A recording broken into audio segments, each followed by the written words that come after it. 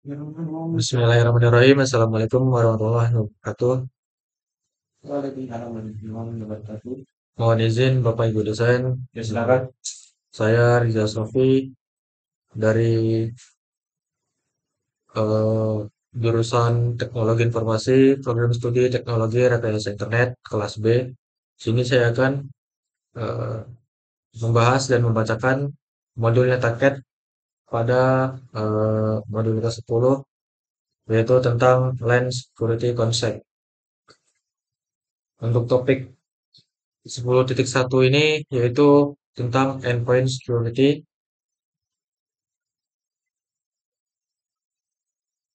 Untuk eh, subtopik pada 10.1 ini itu tentang network attacks today.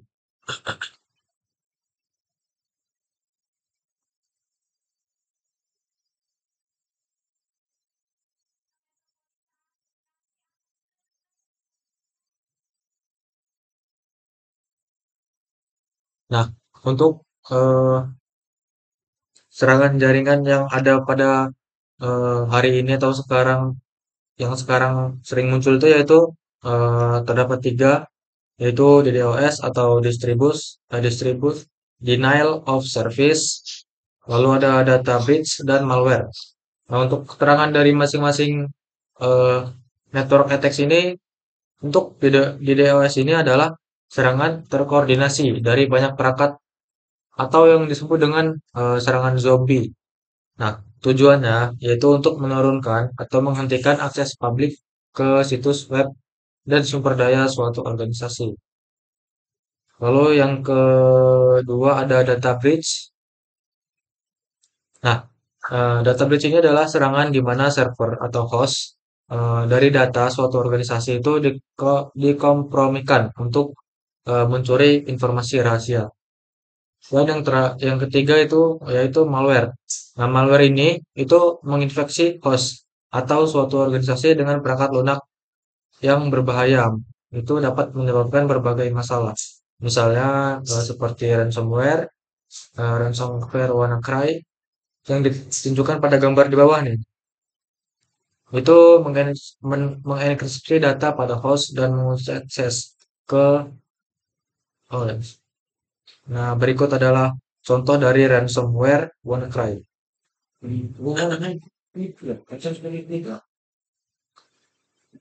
Selanjutnya yaitu pada topik 10.1.2 yaitu tentang network security device.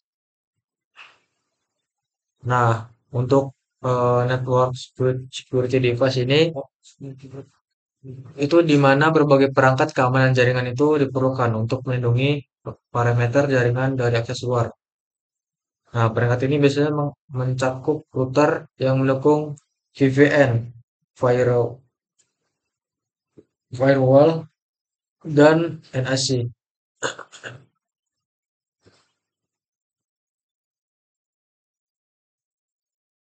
Untuk VPN enable routernya yaitu seperti gambar di bawah ini. Nah, router ini itu mendukung VPN yang menyediakan koneksi aman untuk pengguna jaringan jarak jauh melalui jaringan publik dan jaringan perusahaan. Nah, layanan VPN ini dapat diintegrasikan ke dalam firewall. Selanjutnya yaitu NGFW.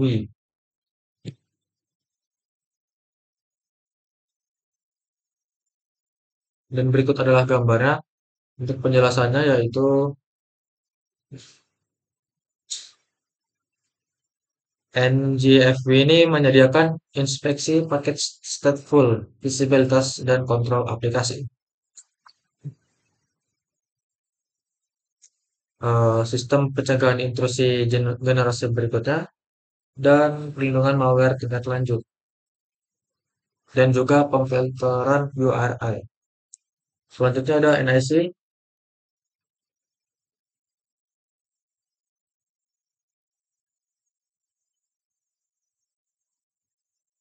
Untuk NIC ini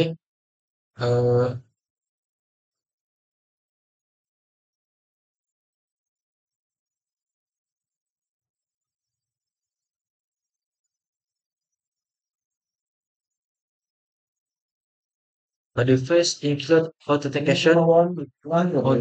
Ini NS ini mencakup triple A yaitu authentication, authorization, dan accounting.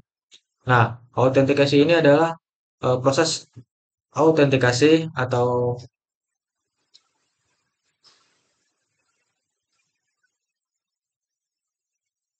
ah, lalu yang kedua ada authorization atau otoritasi, dan yang terakhir ada accounting atau pencatatan.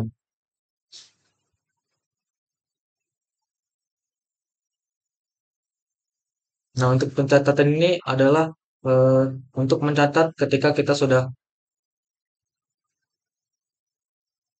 yang autentikasi ini yaitu adalah eh, seperti UI UX ketika kita ingin login. Lalu yang kedua ada authorization atau otorisasi, itu otorisasi.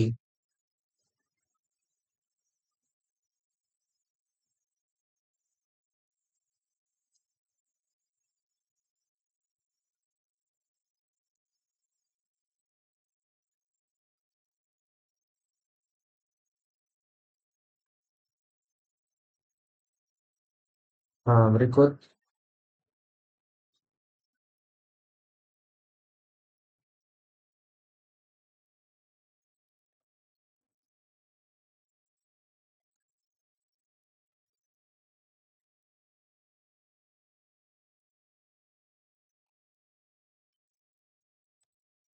besok yang mantan gue ya.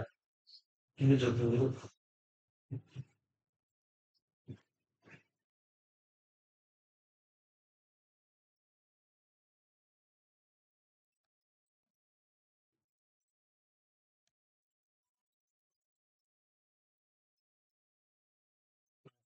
Untuk penjelasan dari triple A ini ya, yaitu yang pertama authentication atau autentikasi yaitu adalah proses untuk memverifikasi identitas pengguna atau perangkat yang ingin mengakses suatu jaringan atau sistem. Lalu yang kedua ada authorization atau otorisasi, yaitu setelah yaitu pemverifikasian. Jadi setelah login itu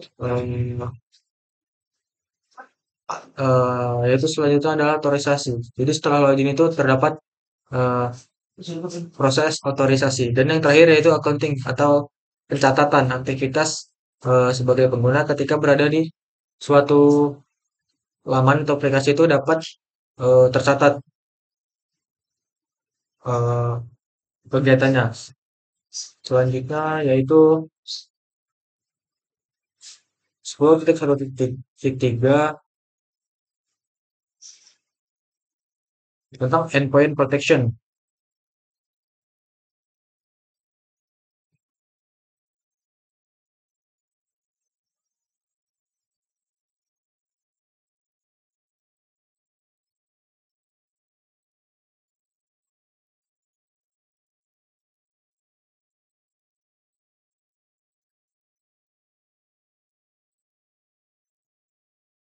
Nah, untuk endpoint protection ini terdapat eh, simulasi gambar atau contohnya di bawah.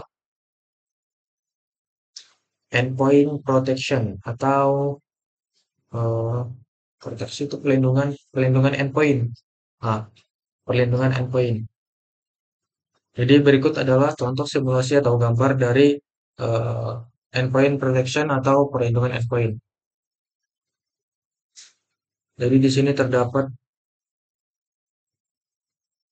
eh, satu PC, laptop, telepon seluler, eh, handphone atau gadget, dan tablet. Di sini terdapat switch, router, NSC, NSC, dan WSA.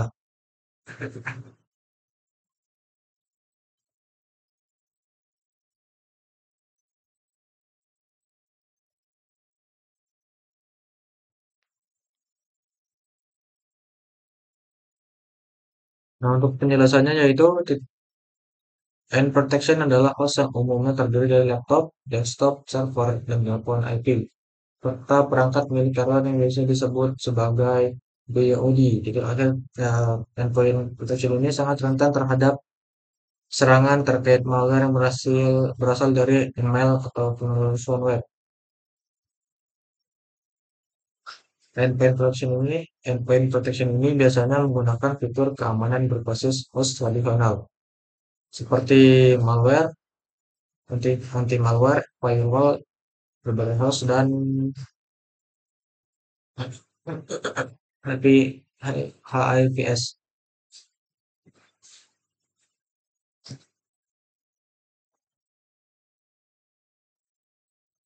Namun pada saat ini endpoint protection ini eh, menggunakan kombinasi RSC dan juga ISA atau WSA juga eh,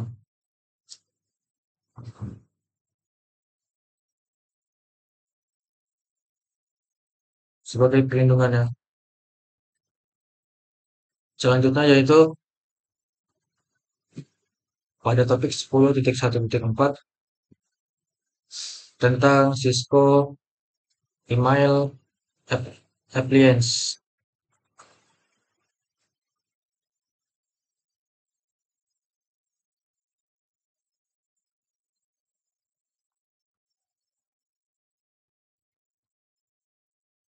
Eh,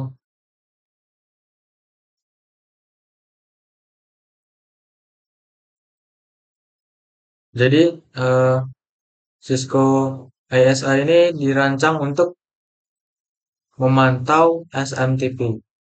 Nah, Cisco ISA ini yang diperbarui melalui umpan waktu nyata dari Cisco yang dapat mendeteksi dan menghubungkan ancaman dan solusi dengan menggunakan sistem pemantauan basis data di seluruh dunia. Data intelijen. Nah, untuk fungsi dari Cisco ISA ini yaitu eh, untuk memblokir ancaman yang diketahui,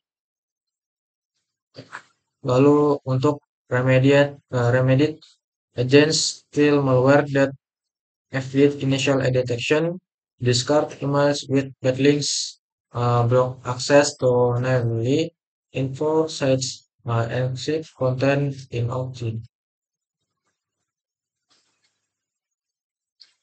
Jadi fungsi dari Cisco ISA itu yang pertama untuk memblokir ancaman eh, yang diketahui, lalu memperbaiki kerusakan akibat malware, lalu membuang email dengan tautan buruk, lalu memblokir akses ke situs yang baru terinfeksi, dan yang terakhir yaitu enkripsi konten dalam email untuk keluar untuk mencegah kehilangan data.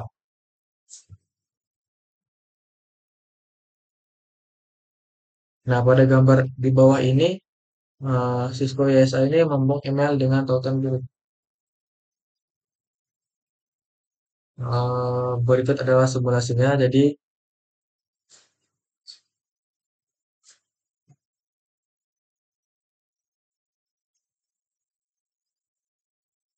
si attacker ini mengirimkan email ke server,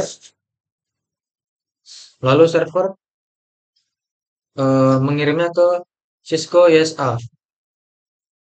Nah, kemudian Cisco ISA ini mengenalinya karena email tersebut asing. Akhirnya ISA ini tuh membuang email tersebut. Selanjutnya yaitu Cisco Web Security Appliance.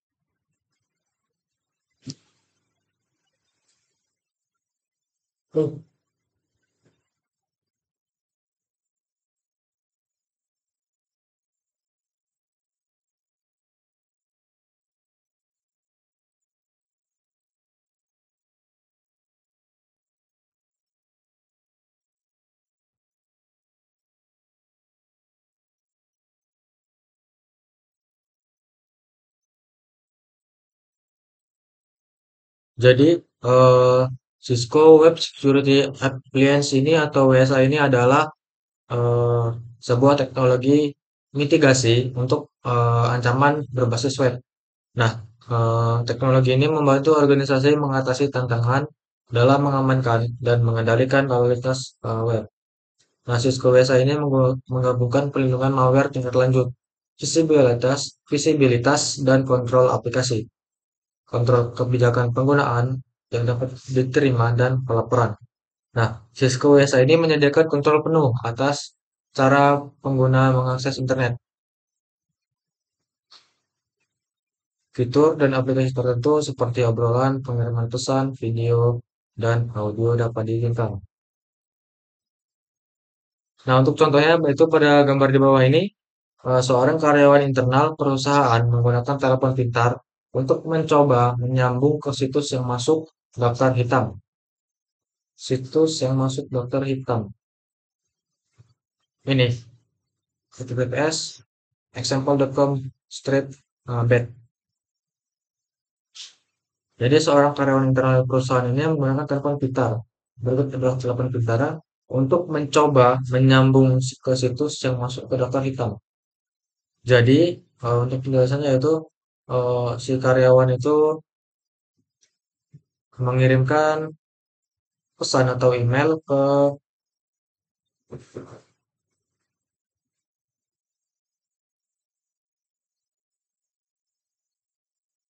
mohon maaf.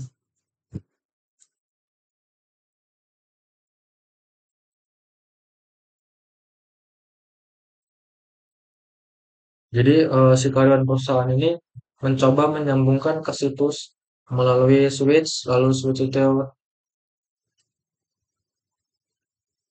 akan mengirim ke,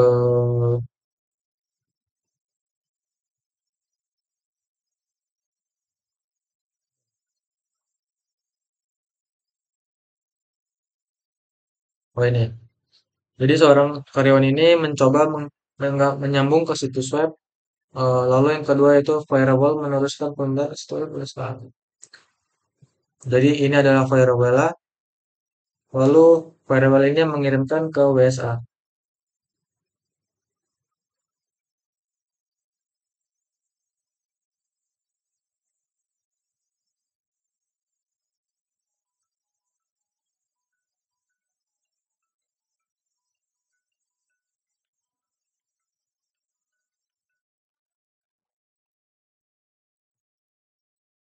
Selanjutnya yaitu eh, akses kontrol.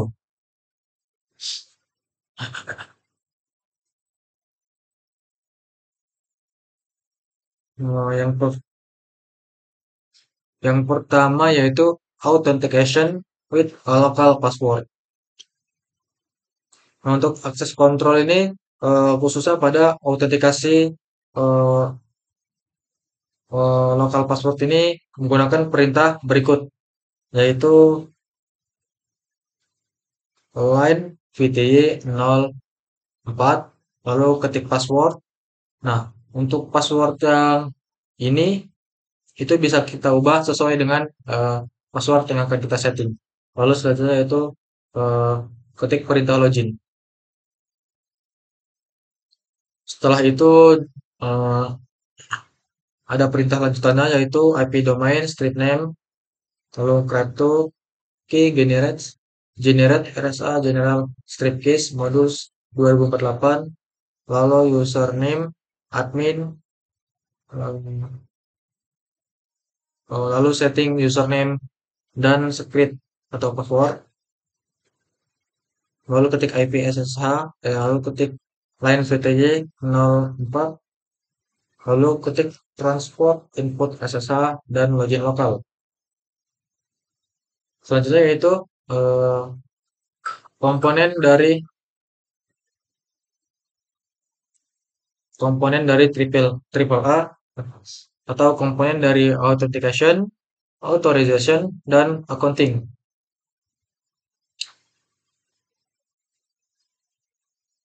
Nah, untuk authentication itu berada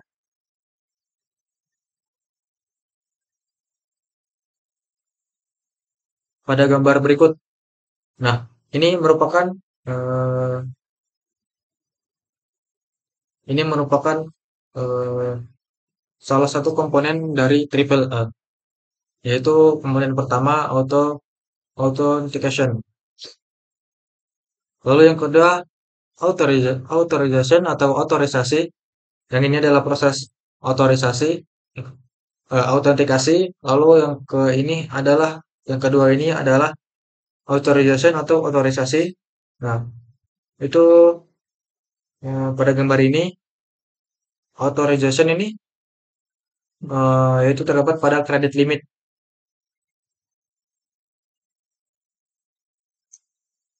Lalu yang terakhir ada accounting atau pencatatan. Nah, pada gambar ini accountingnya yaitu sebagai berikut.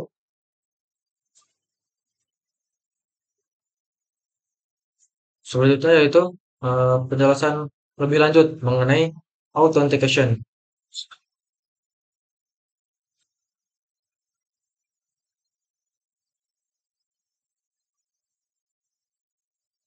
Jadi proses autentikasi ini adalah menyimpan nama pengguna dan kata sandi secara eh, lokal di perangkat jaringan seperti router Cisco.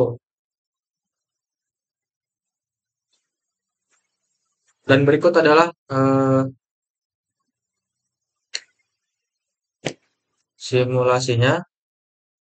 Di sini terdapat klien jarak jauh. Di sini terdapat jaringan perusahaan. Nah, ini adalah perouteran AAA.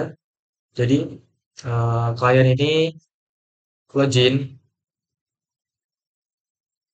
Nah, pada proses login ini merupakan proses autentikasi. Jadi klien ini login, lalu eh,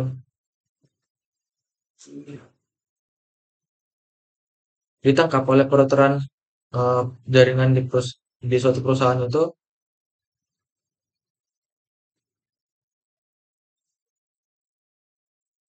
Lalu router akan mengautentikasi nama pengguna dan kata sandi. Selanjutnya yaitu eh, oh, ini autentikasi lokal, yang ini autentikasi server. Nah, untuk autentikasi server ini, yang pertama yaitu klien membuat koneksi dengan router. Lalu yang kedua, router Reaper A ini meminta nama pengguna dan kata sandi kepada pengguna. Lalu router ini mengautentikasi nama pengguna dan kata sandi menggunakan server triple A.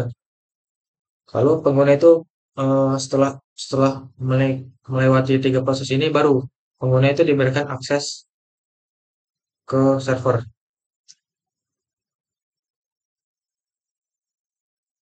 Selanjutnya yaitu authorization atau otorisasi.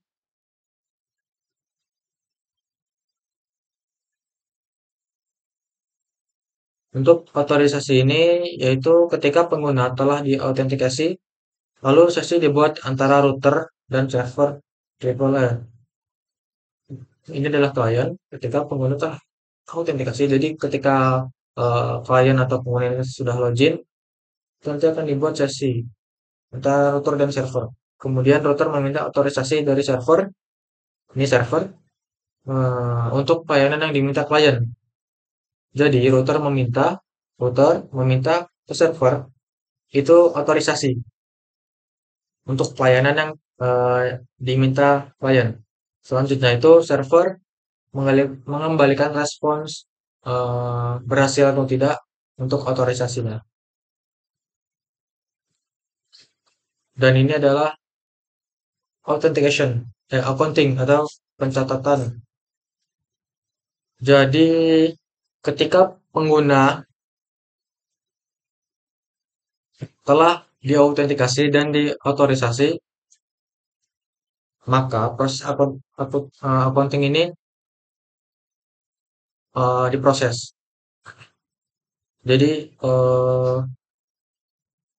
klien atau pengguna ini setelah autentikasi dan otorisasi ini, nanti router itu akan mengirimkan eh, autentikasi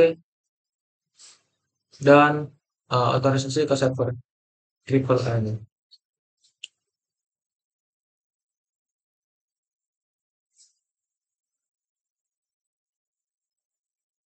Selanjutnya yaitu 802.1x ini eh, adalah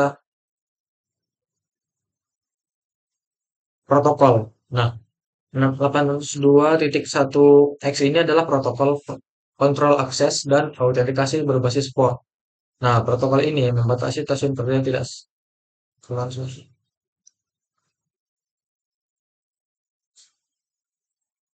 Dengan autentikasi berbasis port pada 802.1x ini, perangkat dalam jaringan memiliki peran spesifik yang dapat ditentukan pada gambar. Nah, berikut adalah penjelasan singkatnya. Jadi, di sini terdapat satu PC, satu router, dan satu server. Nah, di sini PC ini sebagai sub supplicant. Nah, router ini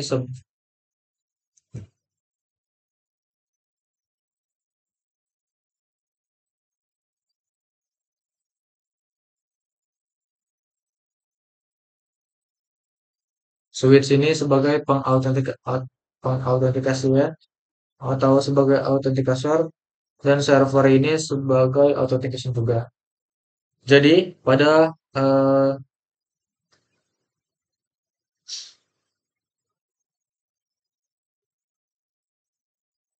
pada protokol kontrol akses berbasis port ini, si klien ini adalah perangkat yang menjalankan perangkat lunak klien. Si klien atau pemohon, yaitu pada gambar PC ini, adalah perangkat yang menjalankan perangkat lunak klien yang sesuai dengan port ini 802.1x ini yang tersedia untuk perangkat nirkabel.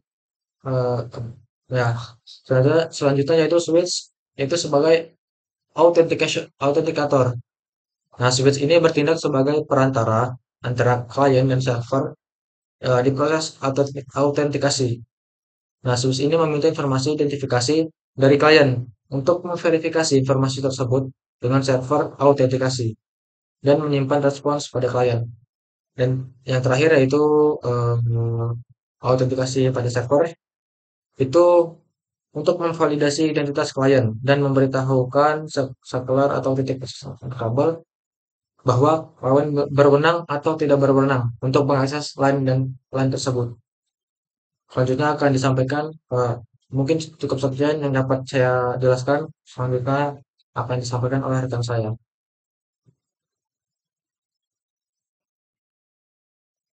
Baik, terima kasih Rija Asrofi atas penjelasan di endpoint security sama access control. Lanjut ke 10.3, di sini saya yang menjelaskan. Hmm, sini di mode translate ya, tidak kita mudah mengerti. Di 10.3 ini keterangan di layar 2 ya, lapisan layar. Nah, jadi ada dua topik sebelumnya, membahas tentang pengamanan titik akhir dan kontrol akses. Di sini topik ini kita tuh mempelajari cara mengamankan LAN dengan berfokus pada frame yang ditentukan di lapisan layar 2 dan sublet. Nah, ini ingat kembali bahwa model referensi ya dibagi menjadi 7 lapisan ya. Ada layar, yang pertama ada physical layer, dua data layer, network layer, input, sedang nih, ini saja ya. Physical, data link, network, transport, session, presentation, application. Di sini agar mudah diingat dari lapisan 7 ke bawah ini APSTMDP atau singkat saja dengan anak Pak Sandi tidak nakal dan pintar. Jadi di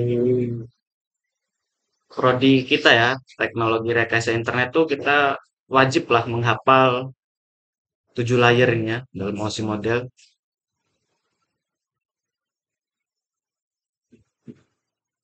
Selanjutnya di suite attacks categories. Kategori. Nah, di keamanan ini hanya sekuat mata rantai terlemah dalam sistem ya, ada dua layar, dianggap sebagai mata rantai terlemah tersebut. Hal ini karena LAN secara tradisional berada di bawah kendali administratif di satu organisasi. Nah, pada dasarnya itu kita mempercayai nih semua orang dan perangkat yang terhubung ke LAN kita dengan BIOS dan serangan yang lebih canggih. LAN kita menjadi lebih rentan terhadap penetrasi.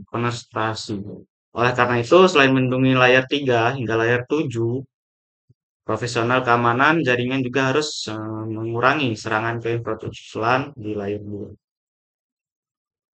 Ini ya, serangan layar 2 di MacTab Attacks, MacTab Attacks ini masuk serangan banjir alami. Ya, serangan yang membanjiri ya. Ini jenis-jenis serangan yang ada di layar 2. Villain Attack, DHCP Attacks, ARP Attacks, Address Port Attack, STP Attack.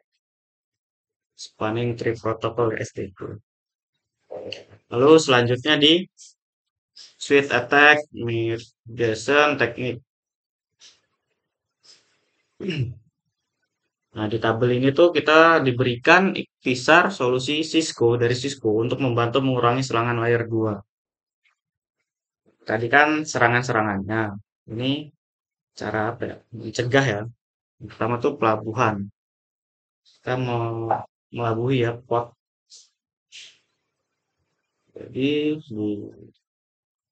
mencegah berbagai jenis serangan, termasuk serangan banjir amukan ini dan serangan kelaparan DHCP, Diverse Attacks. Lalu ada DHCP Snoping, Dynamic ARP Exploitation atau DIA, IP Source Dot atau IPSG. Nah, di layar 2 ini tidak akan efektif jika protokol manajemen tidak diamankan. Misalnya protokol manajemen syslog, Simple Network Management Protocol atau SPNP, SNMP, Rival Transfer Protocol, TFTP, Telnet, File Transfer Protocol, FTP, dan sebagai besar protokol umum lain yang tidak aman. Karena itu strategi berikut direkomendasikan ya. Jadi yang kita aman tuh SSH, SCP, SFTP, dan Secure Socket dan atau Transport Layer Security TLS. Jadi daripada Telnet itu di sini lebih selalu apa ya, lebih aman tuh menggunakan SSH. Jadi HTTP lebih aman lagi HTTPS. Lalu pertimbangkan untuk menggunakan jaringan manajemen out of band untuk mengelola perangkat. Gunakan VLAN manajemen khusus yang menampung lalu lintas manajemen. Gunakan ACL untuk memfilter akses yang diinginkan.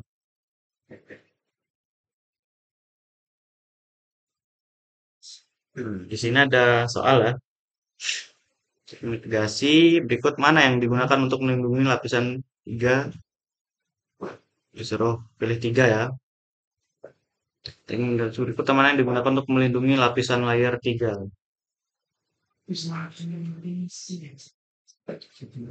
Aman pelabuhan ya. Ini jawabannya ya. Jaga sumber, NDSB, PSG,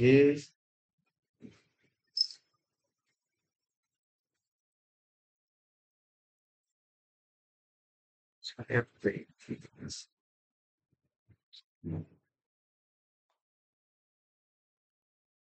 Kan nggak ini ya? Tembok api.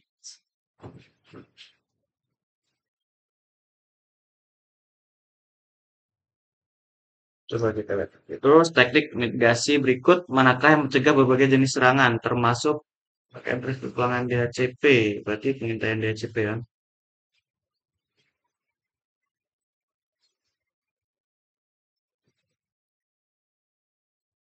Oh, mantap. Teknik mitigasi berikut manakah yang mencegah pemalsuan alamat IP. Masuk dan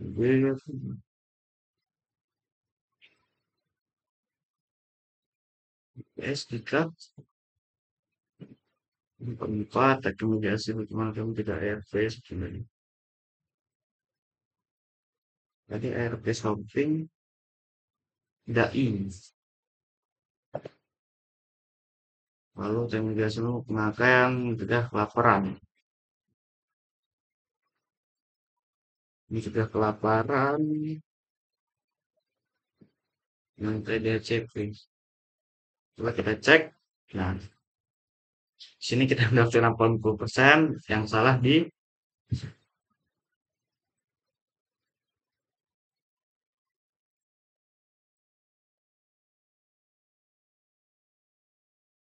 oh ya. Jadi jawaban yang pertama tuh yang ini.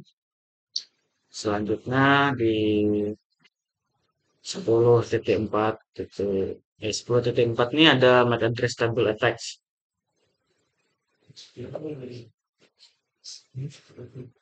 Lalu di tinjauan operasi switch ini, di switch operator review, di topik ini fokusnya masih pada switch, khususnya tabel alamat MAC address dan berguna bagaimana tabel ini rentan terhadap serangan.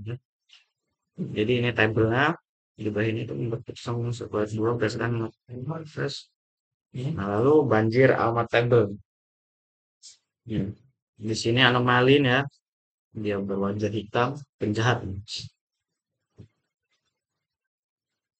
Yaitu aktor ancaman terhubung ke VLAN 10 menggunakan Markov untuk secara cepat menghasilkan banyak alamat MAC dan IP sumber dan tujuan attack. Tujuan acak dalam waktu yang kedua ini ya di dalam waktu singkat tabel MAC saklar terisi penuh kan banjiri dia. Lalu kita ketika tabel MAC-nya penuh, switch mulai membanjiri semua frame yang diterima. Selama Markov terus berjalan, tabel MAC tetap penuh dan switch terus membanjiri semua frame masuk dari stub war berkaitan dengan freelance 10. Lalu pelaku ancaman kemudian menggunakan perangkat lunak pengendus paket untuk menangkap frame dari semua perangkat yang terhubung di freelance 10. Lanjut di 10.4.3 di make adjustable attacks mitigation. Sini yang membuat alat seperti Markov itu begitu berbahaya. Adalah penyerang dapat membuat serangan luapan tabel MAC dengan sangat cepat. Dan misalnya saklar katalis 6500 dapat menyimpan 100.032 alamat MAC address dalam tabel alamat MAC-nya. Alat seperti Markov ini dapat membanjiri saklar hingga 8.000 bingkai palsu per detik.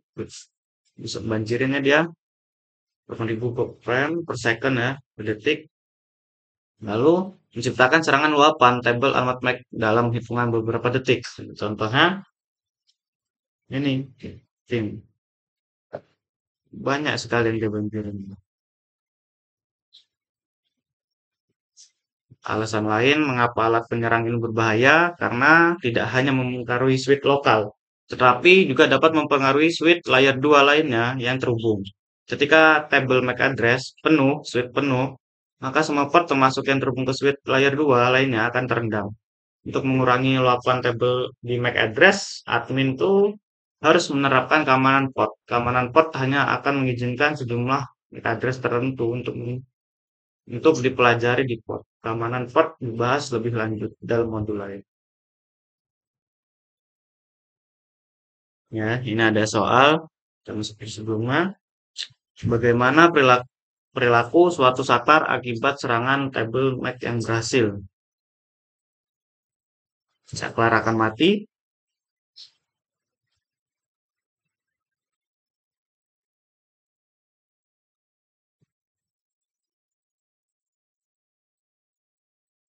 Lalu apa ulasan seorang bapak ancaman?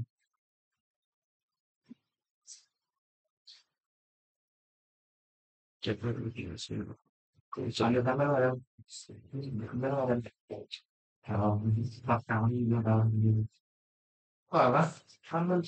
salah.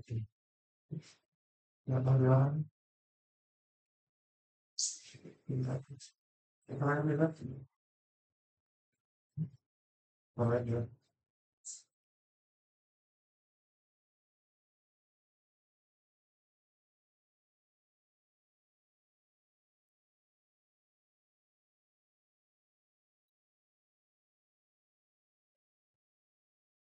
Saya security.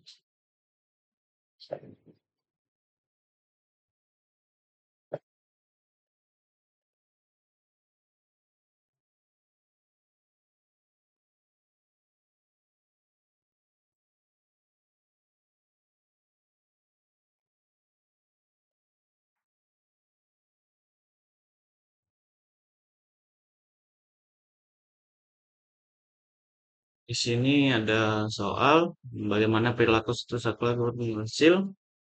Terus saklar, Saka akan meneruskan bingkai yang diterima outline dalam VLAN ya, membanjiri. Terus apa alasan utama seorang dapat melihat bingkai yang ditentukan perangkat lain ya. Ini kawan pelabuhan sudah mendapatkan 100. Sekian dari saya. Mohon maaf apabila ada kesalahan. Selanjutnya di modul modulan ngetek sama practice and quiz ini dilanjutkan oleh kawan saya. Terima kasih. Wassalamualaikum warahmatullahi wabarakatuh. Oke, pada video kali ini saya ingin melanjutkan materi dari kawan saya, penjelasan materi tentang modul 5, yakni LAN Security Concept. Sorry. Ya, modul 10 tentang materi tentang LAN Security Concept. Nah, untuk penjelasan materi-materi sebelumnya sudah dijelaskan oleh kawan saya. Nah, di sini saya ingin melanjutkan materi 10.5 tentang LAN attacks atau serangan pada LAN. Oke, di bawah ini merupakan ada sedikit video ya, beberapa serangan villain. Yang pertama ada villain hopping attack, villain double tagging attack, DHCP servation attack, DHCP spoofing attack. Nah, untuk penjelasan selanjutnya akan sedikit saya jelaskan pada modul ini. Oke, next untuk materi selanjutnya ada villain hopping attacks ya, di mana ini merupakan salah satu contoh attack villain ya, atau land tag ya, sorry.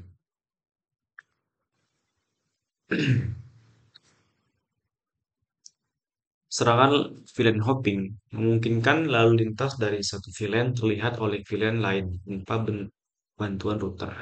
Dalam serangan villain atau serangan villain hopping, pelaku ancaman mengkonfigurasi host untuk bertindak seperti switch guna memanfaatkan fitur port trunking otomatis yang diaktifkan secara default di sebagian besar port switch.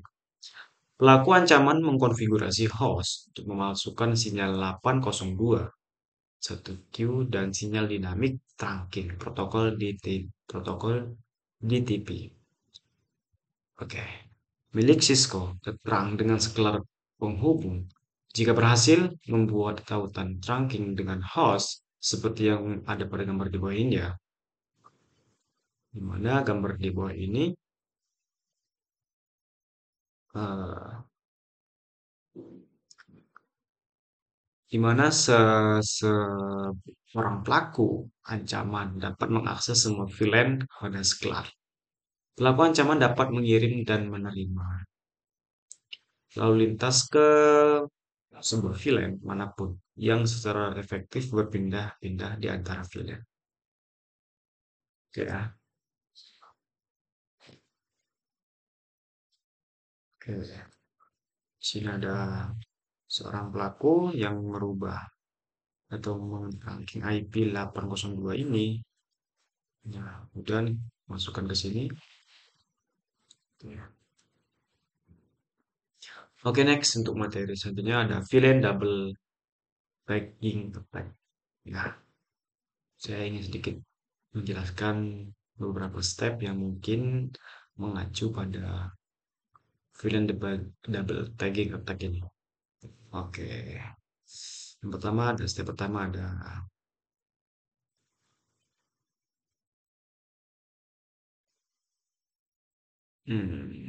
ya.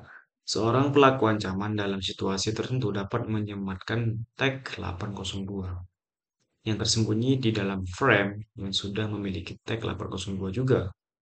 Tag ini memungkinkan frame untuk masuk ke VLAN yang tidak ditentukan oleh tag 802 yang asli. Oke.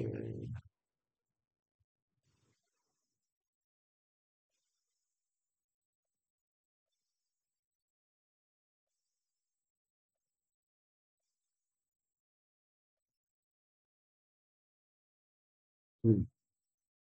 Ya, serangan pemanduan ganda VLAN bersifat searah dan hanya berfungsi saat penyerang terhubung ke port yang berada di VLAN yang sama dengan VLAN asli, ke port terang.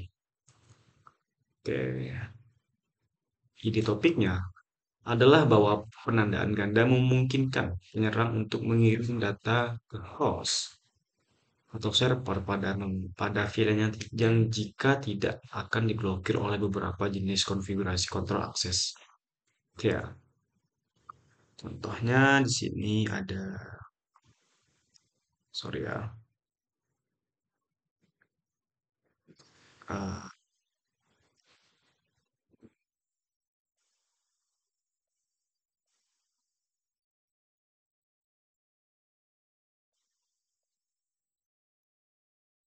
nah, di sini ada pelaku ancaman masuk ke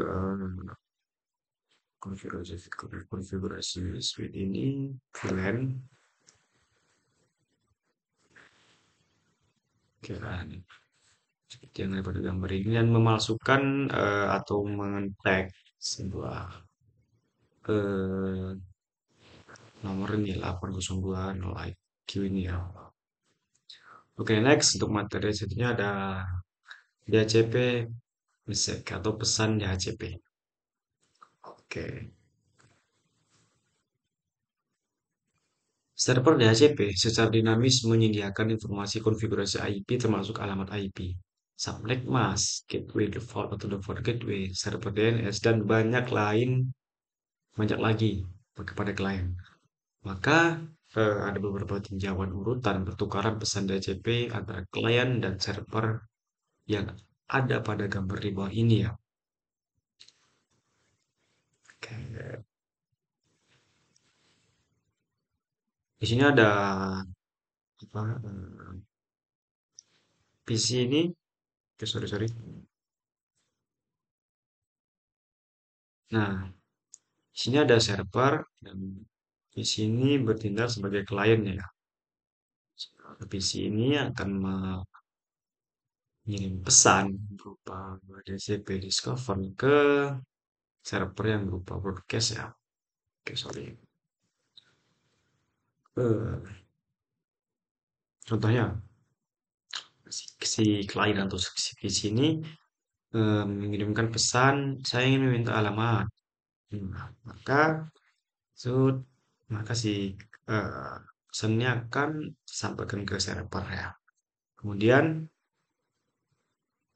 si server ini eh sorry ya. Si server ini mengirimkan pesan lagi, saya ada CP server ingin mengirimkan sebuah IP ke Anda. Sorry sorry.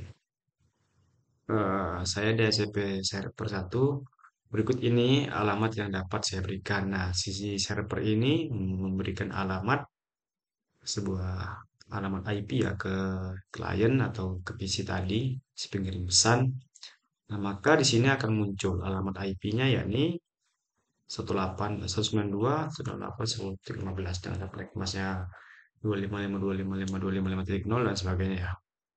Nah, kemudian PC ini si kliennya mengirim pesan lagi. Saya menerima tawaran alamat IP. Nah, si pelayan ini atau server ini juga mengirimkan lagi penerima Anda diakui. Oke. Nah, mungkin tadi ada sedikit penjelasan ya. Penjelasan tentang pesan sebuah DHCP. Oke, next untuk materi selanjutnya ada DHCP attack atau serangan DHCP. Oke ya. Dua jenis serangan DHCP yakni adalah DHCP subtraction dan DHCP spoofing, di mana kedua serangan tersebut dapat dikurangi dengan menerapkan DHCP snooping. Ya, yang pertama ada DHCP starvation attack. Ya, oke, saya ingin sedikit menjelaskan. Sasaran serangan ini atau serangan DHCP starvation ini adalah menciptakan DOS untuk menghubungkan klien. Nah, serangan DHCP starvation ini memerlukan alat serangan seperti Gobler. Gobler juga memiliki kemampuan untuk melihat seluruh cakupan alamat IP yang dapat disewakan dan mencoba menyewakan semua secara khusus. Maka ia membuat pesan penemuan DHCP dengan alamat MAC yang palsu atau membuat pesan penemuan alamat MAC yang palsu. Oke, kemudian next untuk serangan spoofing DHCP. Ini adalah ancaman serangan yang kedua tadi ya.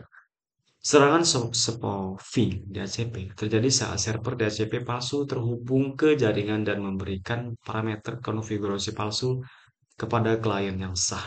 Server palsu dapat memberikan berbagai informasi yang menyesatkan. Di antaranya ada git default gateway yang salah, server DNS yang salah, dan alamat IP yang salah. Ya, oke.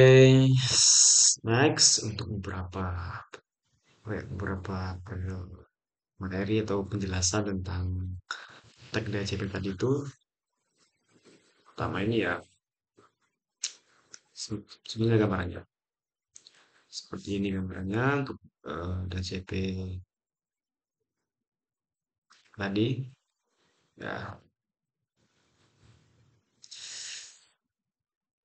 oke. Sini ada beberapa video ARP tag, SDP tag, and CDP, Resolutions.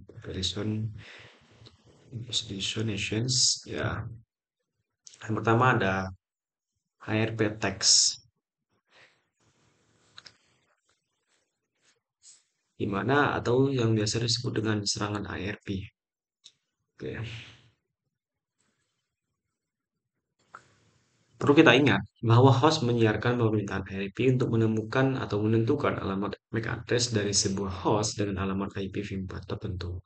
Maka hal ini biasanya dilakukan untuk menemukan alamat MAC address dari sebuah default gateway.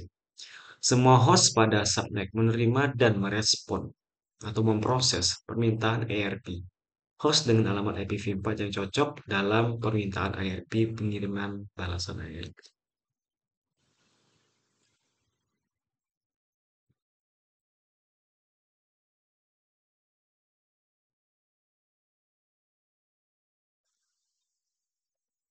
Oke, sini beberapa langkah ya. Langkah pertama, langkah kedua.